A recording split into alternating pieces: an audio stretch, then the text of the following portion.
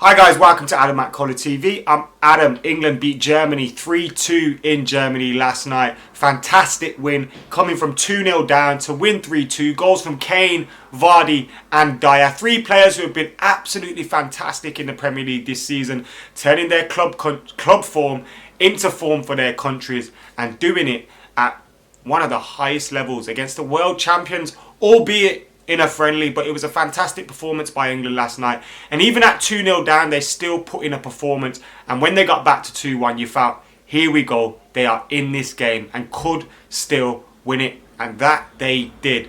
Fantastic game of football overall. I've never felt like that when watching a friendly in a long time. I hate the international breaks, and watching that game sat there thinking, this is a very good game. I like this. It's pretty much the same with France and Holland as well. You didn't mind watching those games because they were good spectacles of football. England won though, with a team that was picked based on form in the league. Also youth as well. There's a lot of youth in this side. We started with a lineup that, to be honest, I was sceptical about. Seeing the likes of Henderson and Lallana, who I think are bog average players in the team, was a worry. I think Welbeck needs to go to the Euro, so it was good to see him start. Harry Kane starting up front, he's the one I would start as well.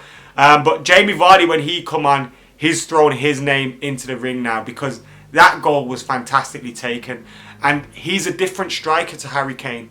Harry Kane is obviously a more physical presence, more of a target man.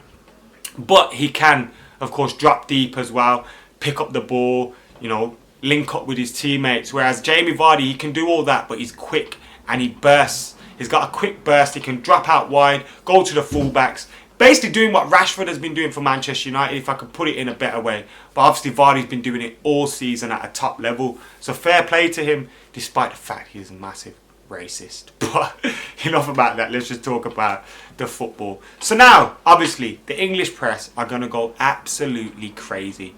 Can England win the Euros? Now, personally, I don't think they can. And I think this victory has possibly come at the wrong time for England, because we know what the English media are like. They're going to hype this up to as much as they can. And now when England go into the Euros, there's going to be some expectation of them to perform to that level against teams like Germany. Now, you could say Germany weren't at it because it was a friendly. They might not have been asked. They didn't play all their players. But although they did have a very strong team out. But you can throw different arguments at it. Germany probably couldn't have been asked. And now if England get Germany in a proper game, in the tournament, Germany are obviously going to be much more up for it. But does this mean that England can go all the way, or challenge to go all the way? Personally, I don't think so, and I think the press need to really, really calm down before they do this. They could ruin England's chances at the Euros and for further success in future World Cups and future Euros by pushing this team too hard. We've seen it in the past with the golden generation and stuff like that. They build them up to knock them down. Let these players develop. Let these players learn. Let these players improve. Let them make their mistakes, because they will. And I think this Euros, I think England, yes, they should be doing well. They should be getting past the group stages and better than what they did in the World Cup.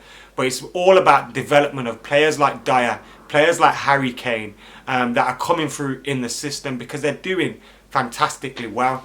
Nice to see Chris Smalling playing well yesterday as well, the only United player involved. Shows you how bad our form has been. And Manchester United and England captain Wayne Rooney will be worrying about his spot in the international side, because does he deserve to come straight back in? Of course not. Will he? Probably, because of his form in the qualifiers. So then that's another headache for Roy Hodgson. So he's got lots and lots of decisions to make. You'll obviously have the likes of Raheem Sterling coming back into the mix as well. But England, great performance yesterday against Germany, but do not get carried away. Still a long, long way to go. And I think this tournament should just be used to help guide these young players that are coming through, and to build a team that will be together for the next World Cup. That's not to say we can't have a great tournament and go far, because we can, but we know we're not favourites. The likes of Germany going to be much better than us. France, they've got a fantastic team, and I think they'll be the winners. And then you got Spain and Italy, the usual suspects, and that's not without mentioning Belgium. So it's going to be very, very difficult for England to win this Euros, but I think it could be used as a vital stepping stone for some of these players that are coming through. And the media, Don't kill them. Just don't kill them. Let them grow. Let them make their mistakes. And let them hopefully become very good players for England. Guys, get your comments in below. Let us know what you think. See you later.